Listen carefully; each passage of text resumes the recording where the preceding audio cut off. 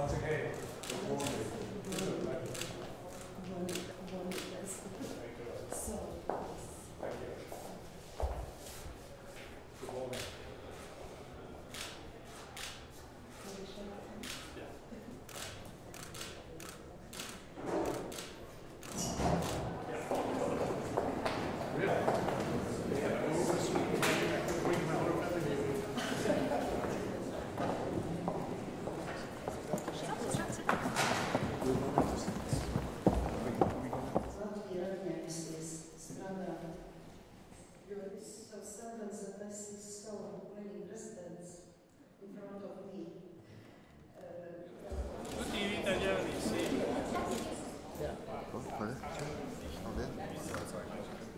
Yes, thank you. Thank you. Very good.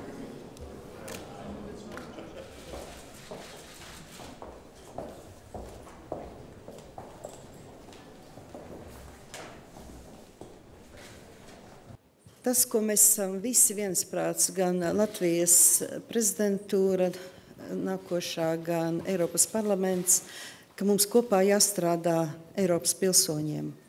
Un visiem mūsu darbībām jābūt vēstām, lai katrs Eiropas pilsonis izjustu, ka viņš ir vajadzīgs Eiropas Savienībā. Mums ir 3 galvenās prioritātes. Vispirms tā ir Eiropas konkurētspēja un izaugsme, kur ir 2 galvenie jautājumi, ko mēs risināsim. Tā ir sagatavot nepieciešamo tiesiskos aktus, lai varētu ieviest Junkera kunga izstrādātu investīciju programmu, un otrs tas ir darbs pie enerģētikas savienības. Otra Latvijas prioritāte tā ir digitālā darba kārtība, kur mums ir konkrēti jautājumi, kas ir izskatāmi un ko mēs ceram arī akceptēt nākošajā pusgadā. Un trešajā prioritāte ir Eiropas Savienības loma pasaulē.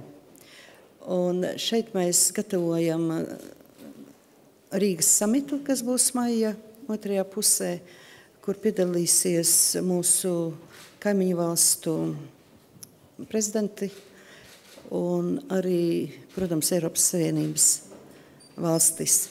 Ich glaube, wir müssen uns konzentrieren in den nächsten 6 Monaten, die vor uns liegen.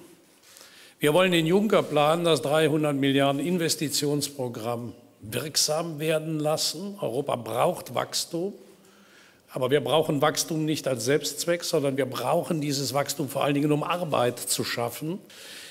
Der digitale Binnenmarkt, das ist der Rohstoff des 21. Jahrhunderts, sind Daten.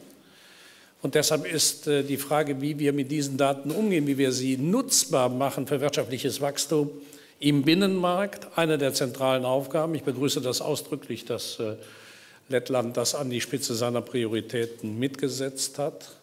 Die Energieunion, wir brauchen eine energiepolitische Kooperation, die uns auch energieunabhängiger macht. Ich glaube, das ist in einem Land wie dem Ihrigen nicht erklärungsbedürftig. Deshalb ist die Energieunion und auch der Energiebinnenmarkt, die damit verbundenen Investitionen übrigens in die notwendigen Netze, können ein Teil des Juncker-Plans sein. Da verbindet sich Energiepolitik und Wachstumspolitik. Das gilt übrigens auch für den Binnenmarkt bei der digitalen Agenda.